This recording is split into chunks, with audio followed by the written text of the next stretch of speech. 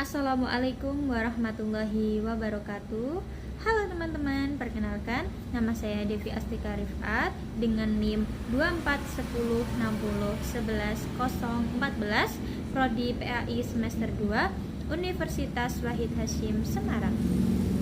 Di sini saya ingin menjelaskan tentang materi dalam mata kuliah Ushul Fikih yang berjudul Macam-macam Hukum di Dunia.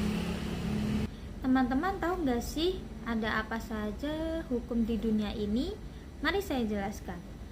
Macam-macam hukum di dunia ini itu ada 4.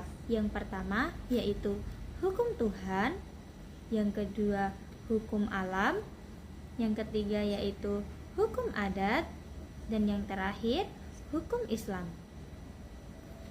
Mari kita mulai dengan hukum yang pertama yaitu hukum Tuhan.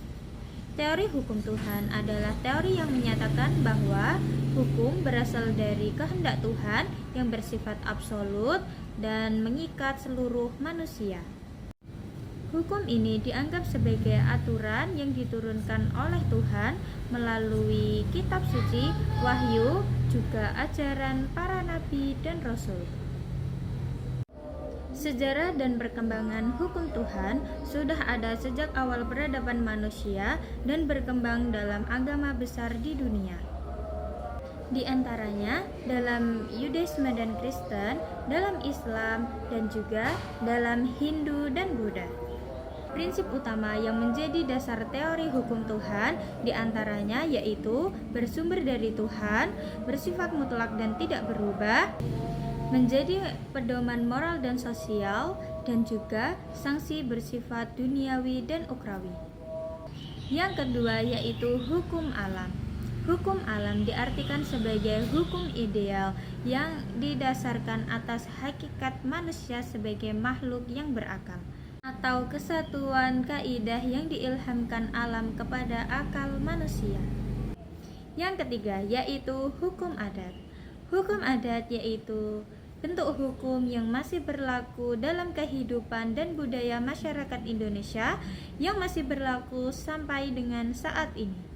Eksistensi hukum adat sebagai salah satu hukum yang diakui keberadaannya dalam kehidupan dan budaya masyarakat Indonesia yang tercantum dalam Undang-Undang Dasar Republik Indonesia tahun 1945. Yang keempat yaitu hukum Islam.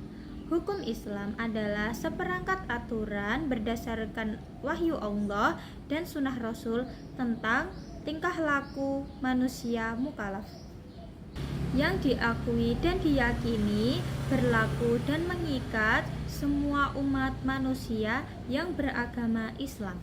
Sumber hukum Islam berasal dari lafaz Masdir al-Akh yang tidak ditemukan dalam kitab-kitab yang ditulis oleh para ulama fikih dan usul fikih. Tujuan hukum Islam yaitu yang pertama untuk mencapai kemaslahatan manusia, yang kedua untuk dipahami, dan yang ketiga untuk dapat dilaksanakan dengan baik dan benar. Berdasarkan pembahasan mengenai teori-teori hukum alam, hukum Tuhan, hukum adat, dan hukum Islam, dapat disimpulkan bahwa hukum memiliki berbagai sumber dan dasar yang berkembang sesuai dengan kebutuhan masyarakat serta keyakinan yang dianut. Keempat teori ini menunjukkan bahwa hukum memiliki peran penting dalam menjaga ketertiban, keadilan, dan kesejahteraan masyarakat. Meskipun memiliki perbedaan dalam sumber dan penerapannya, setiap teori hukum saling melengkapi dan memberikan kontribusi terhadap perkembangan sistem hukum di dunia. Pada akhirnya, hukum yang efektif adalah hukum yang mampu menyesuaikan diri dengan kebutuhan masyarakat sambil tetap menjaga nilai-nilai keadilan dan moralitas yang mendasarinya. Itu tadi adalah sedikit penjelasan saya tentang macam-macam hukum di dunia.